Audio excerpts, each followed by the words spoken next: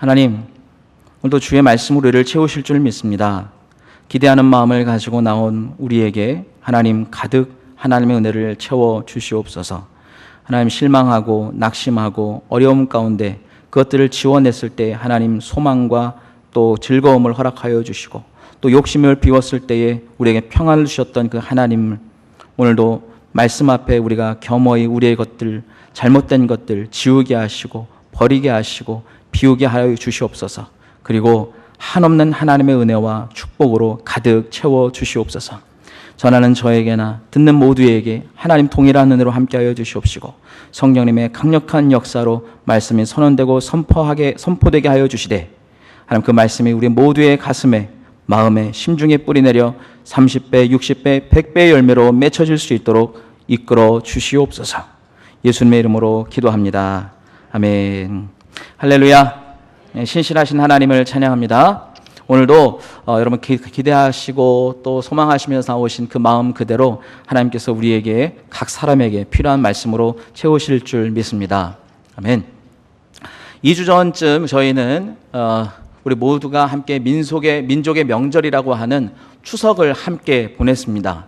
3일간의 짧은 기간이었지만 이날은 특별히 우리 모든 나라에 또 그동안 만나보지 못했던 가족과 또 친지들 만나는 아주 즐겁고 행복한 명절입니다. 이 추석이라고 하는 이 명절의 명칭은 음력으로 7월, 8월, 9월을 우리가 가을이라고 이야기합니다. 그 중에 8월은 그 가운데 있는 달이다. 그래서 중추, 가운데 중, 가을 추, 그래서 중추라고 하고, 그리고 달이 가장 밝고 또 큰 날, 그리고 그런 날의 저녁, 그래서 달월자와 저녁 석자를 써서 월석이라는 말을 써서 중추월석이라고 하는데, 그것을 줄여서 추석이다라고 이야기한다고 합니다. 이것은 민속대백과 사전의 도움을 좀 받았습니다. 유대인들이 지키는 절기 중에 우리와 시기는 다르지만 같은 의미를 지닌 명절이 있는데, 그것은 바로 초막절입니다. 우리나라 추석과 조금 시기는 약간 다르지만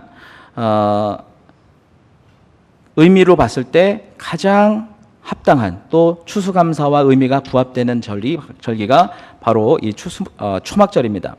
우리나라의 추석은 아까도 잠깐 말씀드렸던 것처럼 이렇게 원래 하루인데 우리의 편리를 위해서 나라에서 3일 동안 쉬게 해주죠. 올해는 특별히 대체휴일까지 쓰셔서 한 3, 4일, 또 토요일, 금요일, 주말까지 써서 한 5, 6일 쓰신 분도 계실 텐데요. 원래 이 초막절은 8일 동안 지키는 절기입니다. 부러울 따름이죠. 8일 동안 아무것도 안 하고 절기만 지킬 수 있으니까요. 첫째 날과 마지막 날은 아무것도 안 하고 노동을 하지 않고 땀 흘리지 않고 그동안 베풀어 주신 하나님 은혜에 감사하며 제사만 드리는 날입니다. 그리고 매일매일 제사가 진행이 되는데 번제, 소제, 그리고 전제가 함께 진행이 되고 속죄제도 함께 이루어집니다. 특별히 번제 때는 숫송아지, 숫양, 숫염소 이렇게 숫컷으로 제물을 드리고, 또 소제는 그동안 추수해서 얻은 곡식을 잘 갈아서 반죽으로 만들어서 떡을 만들기도 하고 구워서 병을 만들기로 해서 그렇게 해서 드리는 소제, 그리고 음료가 되는 포도주를 부어서 드리는 전제, 그리고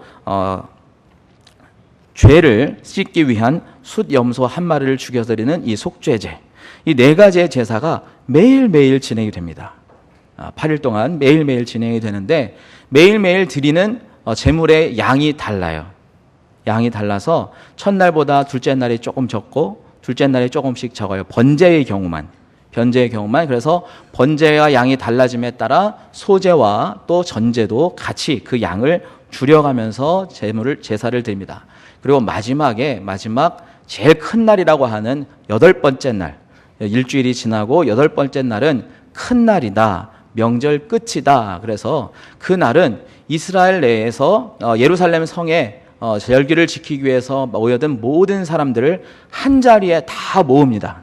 한 자리에 다 모아서 성회로 모임다라고 표현해 놓고 있는데, 함께 모여서 제사를 드리고 그리고 그날을 축복하고 기뻐합니다.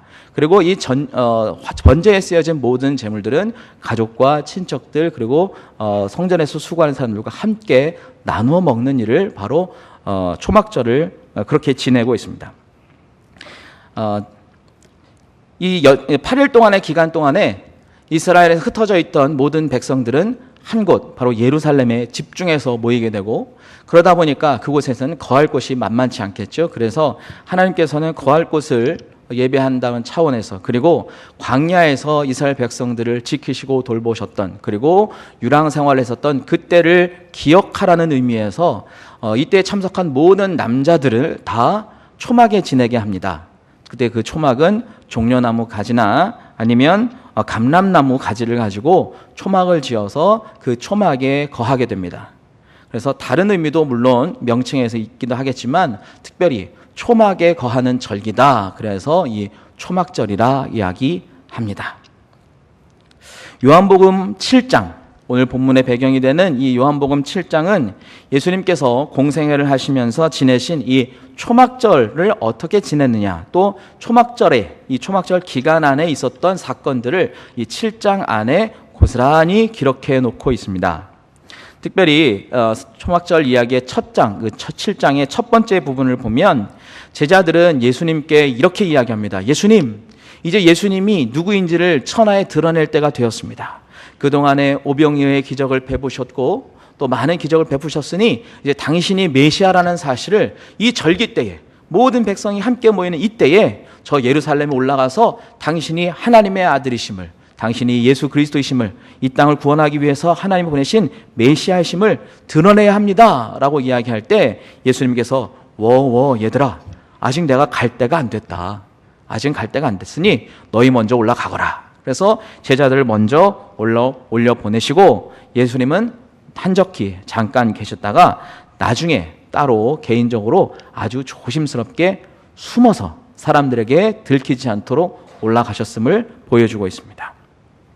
그리고 나서 중반쯤에 보면 예수님께서 서서히 성전에서 말씀을 강론하시면서 본인이 누구인지를 밝히시기 시작합니다.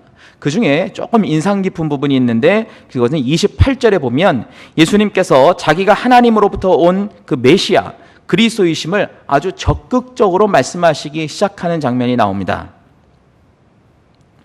뭐라고 얘기하냐면 예수님께서 외쳐 말씀하셨다.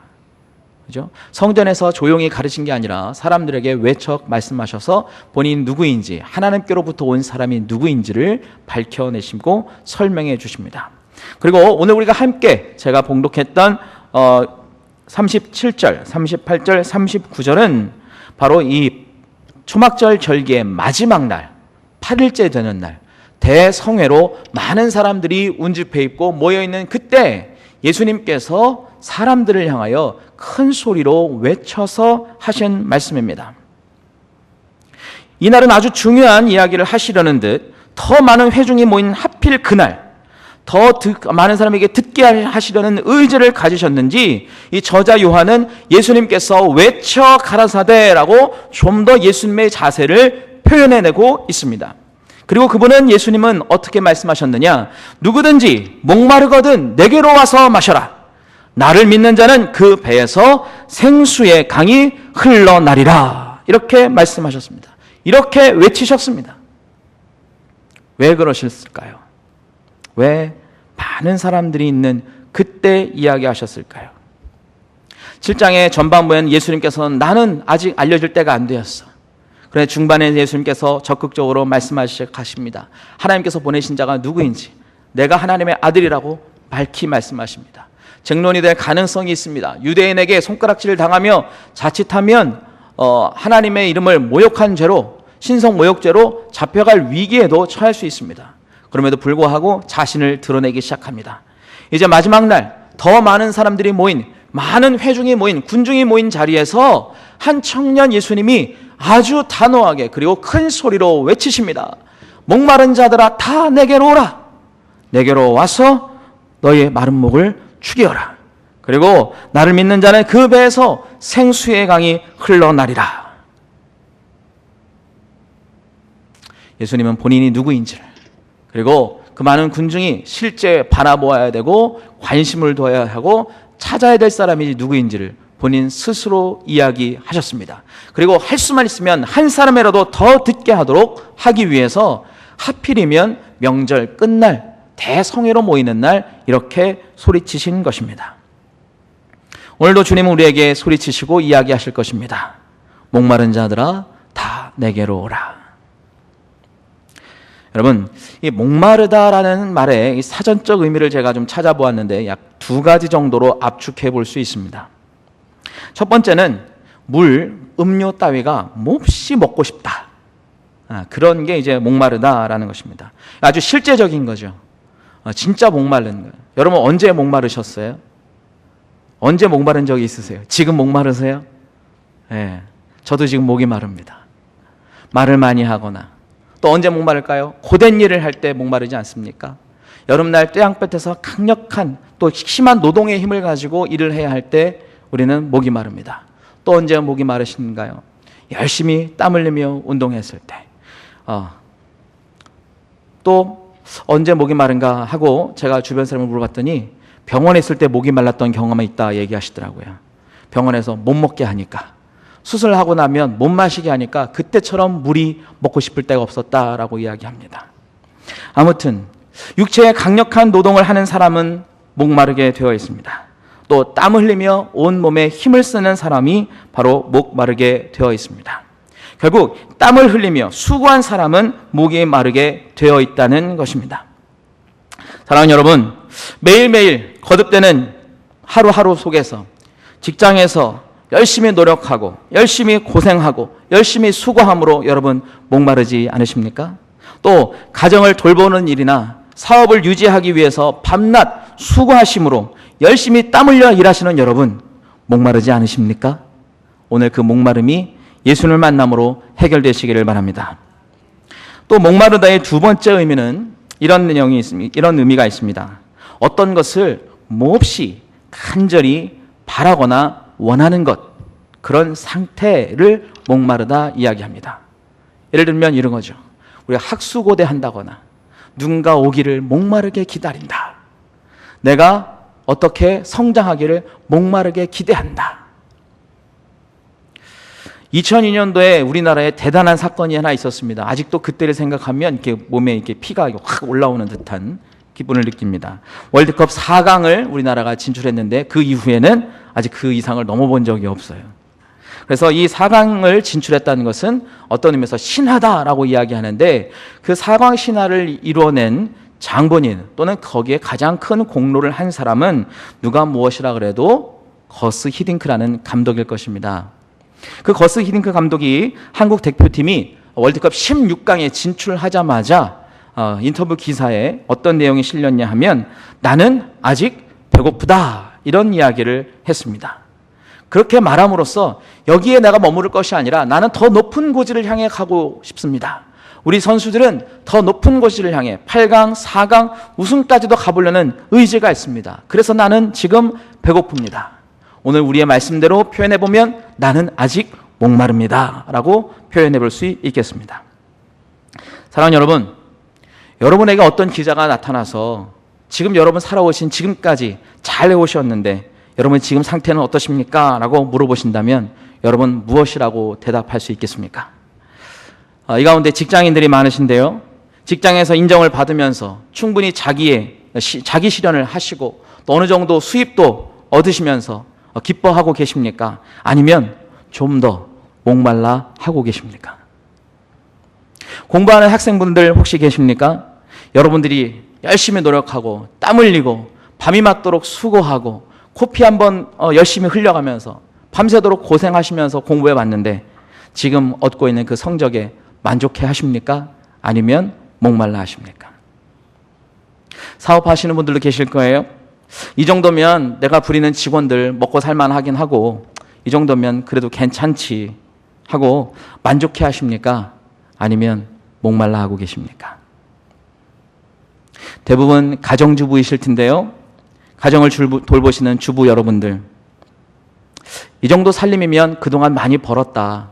우리 자식들 먹고 살만하고 이 정도면 신앙생활 하고 남에게 인정받을 만큼 받을 수 있고 하나님께 드릴 수 있을 때 드릴 만큼 드릴 수 있고 이 정도면 충분히 됐다라고 만족해 하십니까? 아니면 좀 목마르십니까? 혹시 환우분들 계실 텐데요. 통증이나 아픔이나 먹어야 되는 약을 보면서 아유, 이 정도면 할렐루야지, 감사하지. 물론 그랬을 수도 있긴 하겠지만 거기에 머물러 계시길 원하십니까? 아니면 깨끗이 씻은 듯이 낫기를 원하고 계십니까?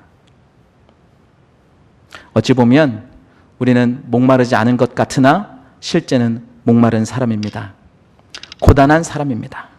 신앙적으로도 목마르고 육체적으로도 목마르고 사회적으로도 목말라 하고 있습니다. 인간 관계에 있어서도 목말라 하고 있고 사랑에도 목마르고 건강에도 목마르고 하나님의 은혜에도 목마르고 성령의 은사에도 목말라 하고 있습니다. 그리고 교회 안에 성도의 교제와 사귐에도 사실은 목말라 하고 있습니다. 그래서 우리는 모두 다 목마른 자요 고단한 자입니다. 초막절에 지냈던 이 제사장들, 초막절에 제사를 진행했던 이 제사장들이 제사하는 중에 한 가지 좀 특별한 일을 했습니다. 그것은 뭐냐면 여러분 잘 아시는 실로암 연못이라는 것 아시지요? 네, 실로암 연못에서 물을 길어가지고 제단에 드리는 전제를 하는 의식이 하나 있었습니다. 전제는 아까 말씀드렸던 것처럼 음료를 붓는 것, 물, 액체류를 붓는 것을 전제라고 이야기하는데 바로 실로암 연못에서 물을 길어다가 제단에 부었습니다. 이 의미는 무엇이냐? 바로 이 초막절이 갖고 있는 추수를 할 수 있도록 그동안에 하나님께서 비를 내려주시고 도와주셔서 우리에게 연못에 물이 가득한 것을 감사하며 또 내년에도 앞으로 일어날 추수 이후에 우기가 왔을 때에 하나님께서 비를 많이 주셔서 우리가 풍성한 수확을 거둘 수 있도록 비를 주시고자 하는 의미를 갖고 이 안에서 이렇게 전제로 물을 드리는 의식을 해왔었습니다. 그런데 여러분 아까도 제가 잠깐 실로암의 명칭을 이야기하면서 눈치채신 분도 있긴 하겠는데 이 실로암은 샘이 아니고 연못입니다.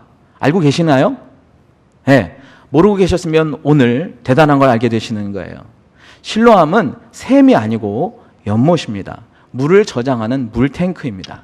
그러면 이 물은 어디서부터 오느냐?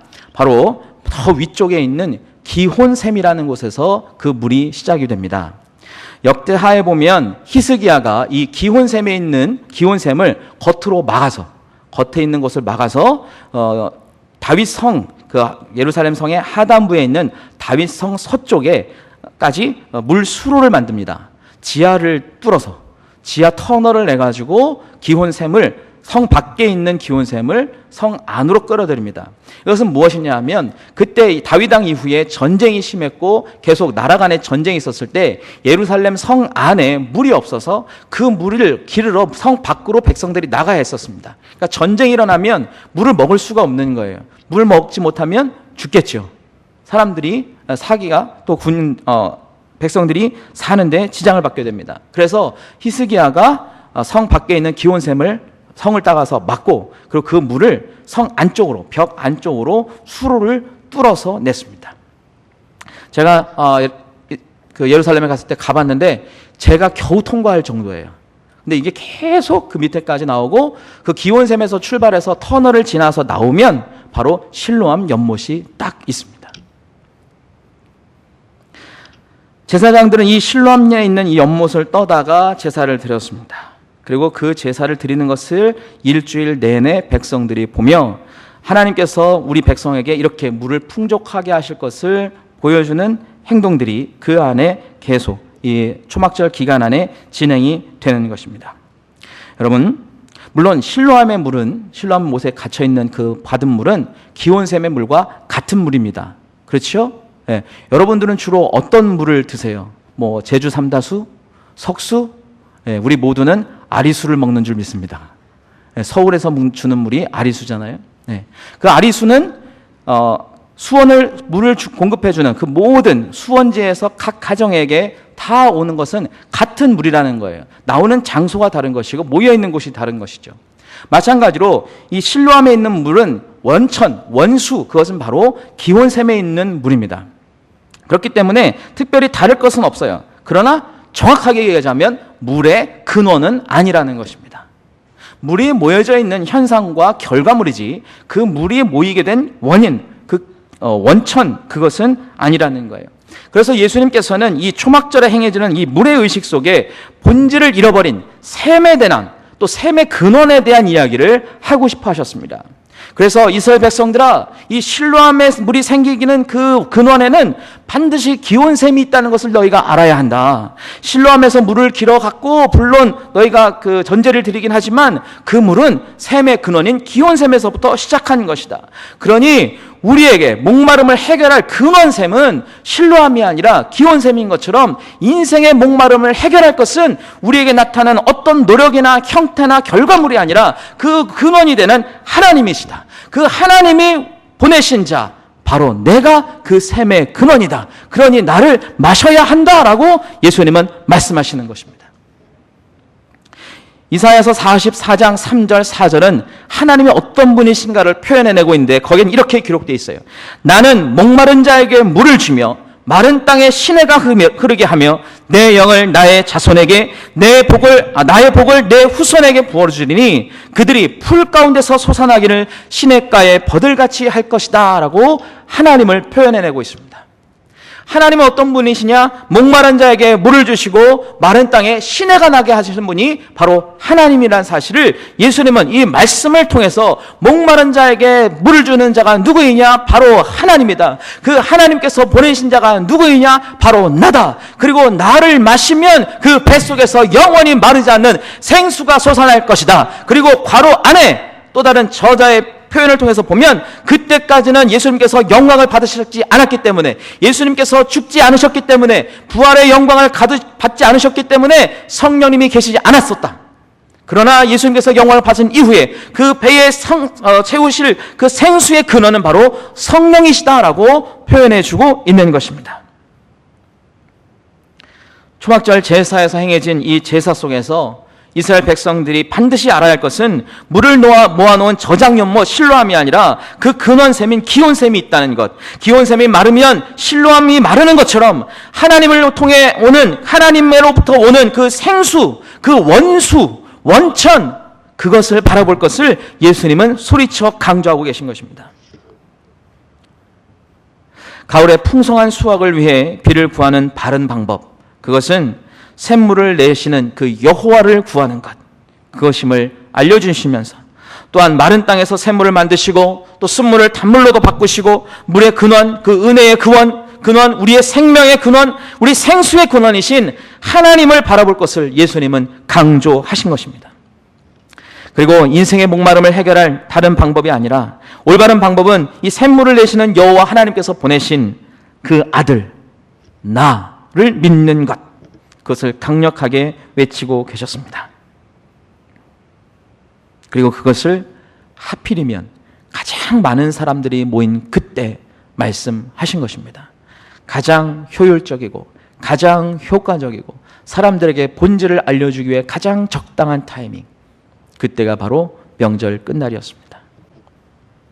그 예수님께서 지금 저와 여러분에게도 지금 외치고 있다 저는 믿습니다. 누구든지 목마르거든 내게로 와서 마셔라. 누구든지 수고하고 기진한 자는 내게로 와서 마셔라.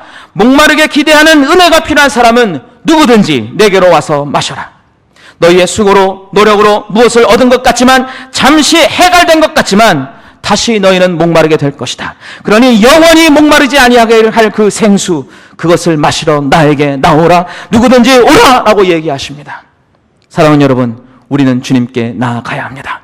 그리고 그분으로부터 오는 그 원천 생수, 그것을 마셔야 합니다. 주님이 주시는 그 생수를 우리는 마셔야 합니다. 예수님께서는 요한복음을 통해서 끊임없이 이 목마름에 대한 이야기를 끌고 가십니다. 요한복음 4장에는 수가성 우물가에서 한 여인을 만나셨습니다. 이 여인은 남편이 7명이나 있었어요. 지금 있는 사람도 자기 남편이 인지 아닌지 확신하지 못하는 사람이었어요. 그렇게 사람에 대한 갈구를 했습니다. 만남에 대한 갈구가 있었습니다. 또 진실한 교제와 살가운 사랑, 그리고 찾은 듯 했지만 또 역시 잘못 찾았던 그 헛된 일들을 계속 바라보았던 여인입니다. 그래서 이 여인에게 예수님은 말씀하셨던 거예요. 네가 7명이나 만나고도 여전히 목말라보고 있지 않느냐. 그러니 네가 내가 누구인지를 알았더라면 네가 영원히 목마르지 않은 생수를 내게 구하였을 것이다. 네 물은 먹는 자마다 다시 목마르겠지만 내가 주는 물을 먹는 사람은 영원히 목마르지 아니하리니 나의 주는 물은 그 속에서 영생하도록 솟아나는 샘물이 되리라 말씀하셨어요.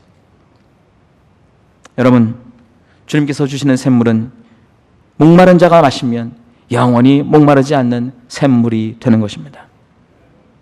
이어서 예수님은 요한복음 6장에서 또다시 이 목마름에 대한 이야기를 꺼내십니다. 이건 언제냐 하면 바로 오병이어의 사건이 지난 이후입니다. 오병이어의 사건이 지난 이후에 제자들이 따로 한적하게 모아놓은 상태에서 예수님께서 이야기합니다. 예수님, 이제 예수님이 누구인지 드러낼 때가 되지 않았습니까? 예수님께서 차분히 얘기하십니다. 너희가 또 어떤 표적을 구하느냐? 내가 누구인지 이 기적을 통해서, 오병이어의 기적을 통해서 너희가 알고 있지 않느냐? 왜요? 그게 무슨 의미인데요? 라고 제자들이 물어봤을 때 예수님께서 차근차근 설명해 주셨습니다. 우리의 조상들이 애굽에서 떠나서 40년 동안 광야 생활을 할 때 그들은 먹을 것이 없었다. 우리 조상은 광야에서 먹을 것을 구할 수가 없어서 그 먹을 것을 주시는 하나님만 의지할 수밖에 없었다. 아무것도 먹을 수 없을 때에 하나님께서 그들에게 생명을 유지할 수 있는 떡을 주시지 않으셨느냐? 만나를 주시지 않으셨느냐? 바로 하나님이 먹을 것 없는 자에게 먹을 것을 주시는 분이시다.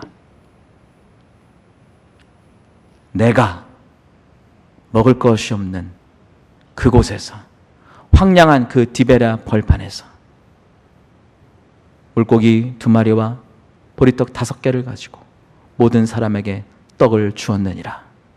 그러니 내가 하나님의 아들이라 이야기해 주셨습니다.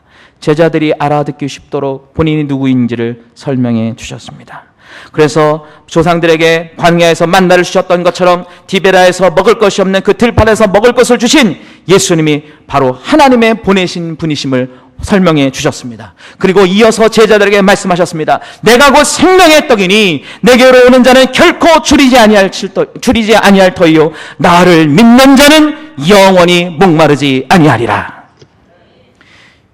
예수님께서는 이제 우리가 함께 읽었던 이 초막절 끝 명절에 또다시 그 목마름에 대한 이야기를 꺼내십니다.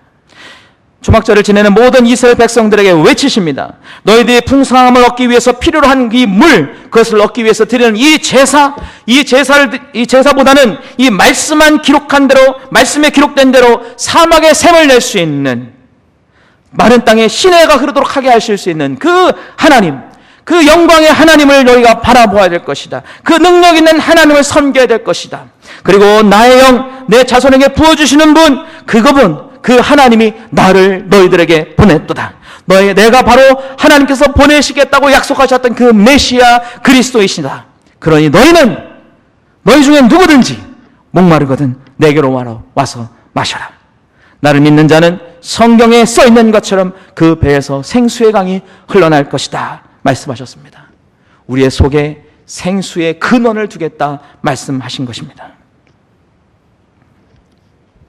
여러분, 우리는 목마른 자인데 예수님을 마시게 되면 우리는 목마르지 아니하게 될 것이라는 것을 우리는 확인했습니다.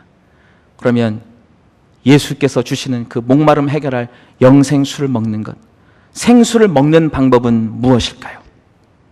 여러분, 무엇이라 생각합니까?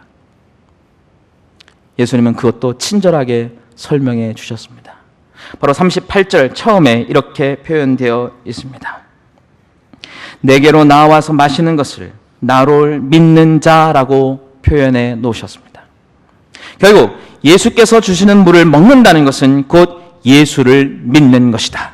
예수가 그리스도이심을 믿는 것이다. 예수가 하나님께로부터 오신 분이심을 믿는 것이다 라는 것을 우리에게 아주 명쾌하게 설명해 주십니다. 여러분, 예수를 믿는 것, 그것이 우리가 더 이상 목마르지 않게 되는 방법입니다. 우리의 목마름이 사라지는 것, 그것은 바로 예수를 믿는 것입니다. 예수가 하나님의 아들이심을 믿는 것, 그래서 우리 안에 예수가 자리 잡는 것, 그것이 예수께서 주시는 그 생수를 우리가 마시는 방법입니다. 땀 흘려 수고한 자에게는 주님이 주시는 그 물이 휴식이 되고 문제 해결이 될 것입니다. 때로는 그 물이 위로가 되고 치료가 되고 우리를 다시 한번 소생시킬 수 있는 에너지가 될 것입니다. 아직 더 바라는 것이 있는 사람에게 우리 주님의 물은 욕심을 채우는 수단이나 방법을 제시하는 것이 아니라 비전을 주시고 그 비전을 이루기 위해 또 열심히 노력할 수 있는, 다시 한번 일어나 도전할 수 있는 용기를 허락해 주시는 것입니다. 신앙생활을 하다 보면 신앙생활을 하는 것 때문에 마치 사회에서 죽은 것 같이 살아야 될 때가 있어요. 믿는 것 때문에 죽은 사람으로 살아야 될 때가 있어요. 손해보는 것 같아서. 그래서 손해보는 것 같아서 못 믿는 경우가 있어요. 하지만 주님은 말씀하십니다. 나를 믿는 자는 죽어도 살겠고 무릇 나를 살아서 믿는 자는 영원히 죽지 아니하리라. 여러분, 우리는 죽는 사람이 아니에요. 죽은 것 같은 사람이 아니에요. 안 믿는 사람이 볼 때는 죽은 것 같지만 우리는 영원한 삶을 사는 사람입니다. 우리는 살아있습니다. 눈에 보이지 않는 하나님을 믿는 것이 생각보다 쉬운 일은 아닐 거예요. 마치 하나님께서 우리가 볼 수 있는 눈으로 볼 수 있는 어떤 현상이나 어떤 사람으로 짠 하고 나타나셔서 믿어라 그러면 우리도 도마처럼 만져보고 눌러보고 찔러보지 않아도 믿을 수 있겠습니다라고 이야기할 수 있을 거예요. 그런데 그런 하나님께서, 눈에 보이지 않는 하나님께서 우리에게 볼 수 있도록 오셨어요. 누구요? 바로 예수님을 통해서 오셨습니다. 눈에 보이지 않는 하나님을 믿지 못하는 이들을 위해서 인간의 눈으로 볼 수 있는 가시적인 실존 인물로 예수님을 이 땅에 보내주셨습니다. 그래서 이 땅에 오신 예수님을 우리의 두 눈으로 목격함으로 어떻게 말씀하시느냐? 나를 믿는 자는 나를 믿는 것이 아니라 나를 보내신 이를 믿는 것이다 라고 예수님의 말씀해 주셨습니다. 우리가 예수님을 믿기 전에는 모두 다 죄악에 갇혀있던 사람입니다. 그래서 죄악 속에서, 어둠 속에서 살 수밖에 없었던 사람들입니다. 칠흑 같은 죄에 갇혀서 어둠 속을 사는 우리를 구원하셔서 너희를 빛이라, 밝음이라, 죄사함을 얻게 하여 주시고 우리에게 뭐라 이야기하셨냐면 나는 빛으로 세상에 왔느니 무릇 나를 믿는 자는 어둠에 거하지 않게 하려 함이로라. 주님 말씀하셨습니다. 우리가 더 이상 어둠에 살게 하지 않기 위해서 주님은 빛으로 오셨다는 거예요. 그리고 예수를 믿는 사람은 더 이상 어둠 속에서 살지 않는다는 것입니다. 여러분, 우리가 우리의 인생을 잘 살아나기 위해서 얼마나 노력해 오고 있습니까? 얼마나 땀 흘리며 수고합니까? 얼마나 밤잠을 안 자며 고생하십니까? 내가 가진 능력, 내가 가진 수단, 내가 관계하고 있는 모든 인맥을 다 동원해서 우리가 진땀 흘리며 노력한 후에도 여전히 우리에게 채우지 않는 그 목마름, 부족한 무엇, 그것은 무엇으로 채울 수 있겠습니까? 바로 그것은 우리가 한계점을 갖고 있기 때문이라는 거예요. 그 이상을 뛰어넘을 수 없는 것은 우리의 인간적인 한계를 갖고 있기 때문에 더 이상 뛰어넘을 수 없는 거예요. 그래서 우리는 더 이상을 추가하려면 목이 마른 거예요. 더 원하는 게 있는 거예요. 그런데 주님께서 말씀하셨어요. 예수님께서 말씀하셨어요. 나를 믿는 자는 내가 하는 일을 그도 할 것이고 그보다 더 큰 일도 할 것이다. 여러분, 우리가 예수를 믿으면 주님께서 하신 일보다 더 큰 일을 하게 됩니다. 우리의 한계점을 뛰어넘을 수 있습니다. 하나님의 능력을 소유한 사람이 되는 것입니다. 그러니 우리는 예수를 믿어야 하지 않겠습니까? 제대로 믿어야 하지 않겠습니까? 온전히 믿어야 하지 않겠습니까? 여러분, 무엇으로 인해서 여러분 목말라하고 계십니까? 주님께 나아오십시오. 주님이 주시는 그 생수를 마시십시오. 우리의 목마름을 해결할 생수는 오직 예수를 믿는 방법, 그거 하나밖에 없다고 성경은 이야기하고 있습니다. 예수를 믿음으로 주시는 참 생수의 맛봐야 되지 않겠습니까? 5년, 10년, 20년, 30년 이 교회 생활하면서 참 예수의 맛을 느끼지 못했다면, 예수님께서 주시는 그 참 영생수에 내 속에서 끊어지지 않는 그 영원한 생물, 겉으로 드러난 누구나 볼 수 있는 그 모여진 샘물, 신뢰함이 아니라 기온샘에서 나타난 그 신선한 물, 예수의 생수를 함께 맛보시는 저와 여러분이 되기를 바랍니다. 그래서 그런 믿음을 가지고 사는 여러분 되기를 예수님의 이름으로 축원합니다. 기도하겠습니다. 사랑하는 주님, 우리는 주님을 맛보기를 원합니다. 주님을 향해 우리는 사실 목말라 하고 있습니다. 우리를 채워 주시옵소서. 우리를 영원히 목마르지 않도록 성령으로 채워 주시옵소서. 생수의 기쁨을 맛보게 하여 주시옵소서. 여전히 해결되지 않은 우리의 산적한 삶의 목마름을 가지고 이제 우리가 주님 앞에 나아갑니다. 주님, 우리의 목마름을 해결하여 주시옵소서. 채워 주시옵소서. 우리의 갈증을 채워 주시옵소서. 논바닥처럼 짝짝 갈라진 우리의 가슴에, 우리의 마음에, 우리의 심령에 성령의 담비를 채워주시옵소서. 그리하여 충만히 채워주시옵소서. 여전히 우리는 주의 의에 줄이고 목말라하오니 성령이여 강력하게 우리 안에 임재하셔서 영원히 마르지 않는 영원한 샘물 내어 우리를 소생케 하여 주시옵시고 다시는 목마르지 아니하는 영원한 생수를 맛보며 살아가는 인생 되게 하여 주시옵소서. 예수님의 이름으로 기도드리옵나이다.